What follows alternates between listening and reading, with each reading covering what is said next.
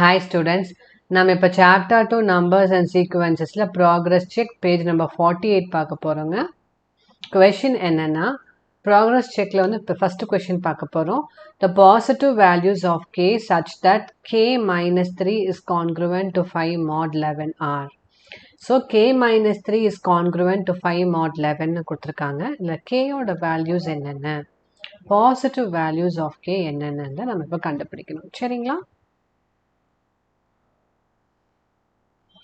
So முதல்ல என்ன கொடுத்துருக்காங்கன்னா, இப்போ k minus 3 is congruent to 5 mod 11 கொடுத்துருக்காங்க. சரிங்களா?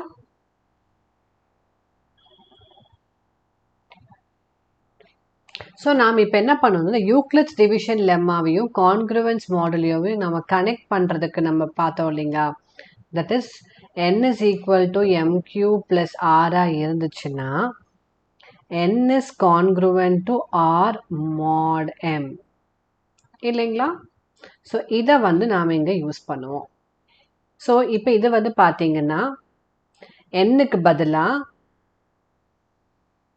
நம்ம என்ன எழுதலாம், k மைனஸ் 3 எழுதலாம், r-க்கு பதிலாக 5 எழுதலாம், அண்ட் m-க்கு பதிலாக 11 எழுதலாம். ஏன்னா since n is congruent to r mod m, அதை நம்ம இங்கே யூஸ் பண்ணுறோம். சரிங்களா?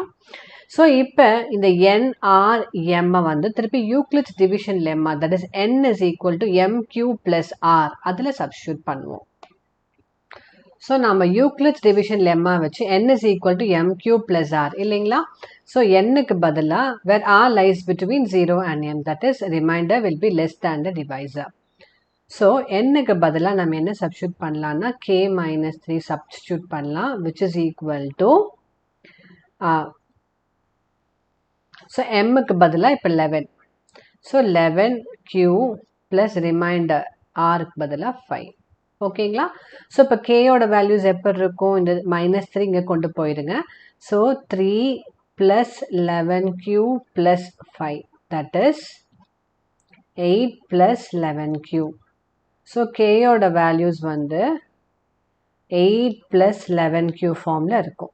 ஓகேங்களா? ஸோ இப்போ நம்ம என்ன பண்ணோம்னா q-ஓட வேல்யூ 0, தட் இஸ் கோஷன்ட் 0வாக இருந்துச்சுன்னா k-யோட வேல்யூ என்னது, கோஷன்ட் 1ஆக இருந்தால் k-யோட வேல்யூ என்னது அப்படின்னு நம்ம சப்ஸ்டியூட் பண்ண வேண்டியதுதான். ஸோ பார்த்தீங்கன்னா k வந்து நமக்கு 8 ப்ளஸ் 11q கிடச்சிருக்கு. நம்ம கோஷன்ட்டோட வேல்யூஸ் அப்படியே 0லேருந்து சப்ஸ்டியூட் பண்ண வேண்டியதாங்க.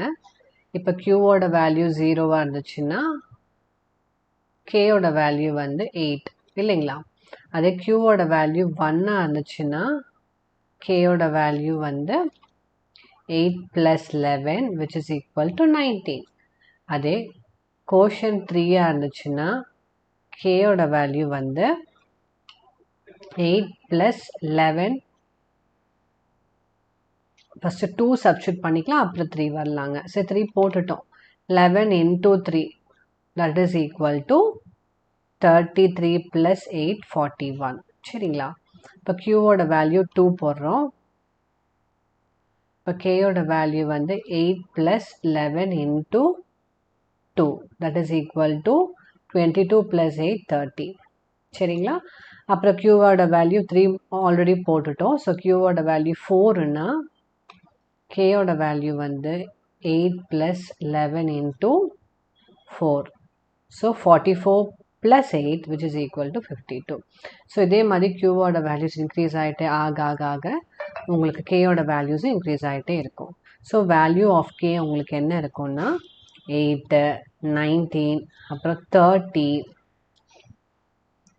41, 52 இப்படியே போயிட்டே இருக்குங்க.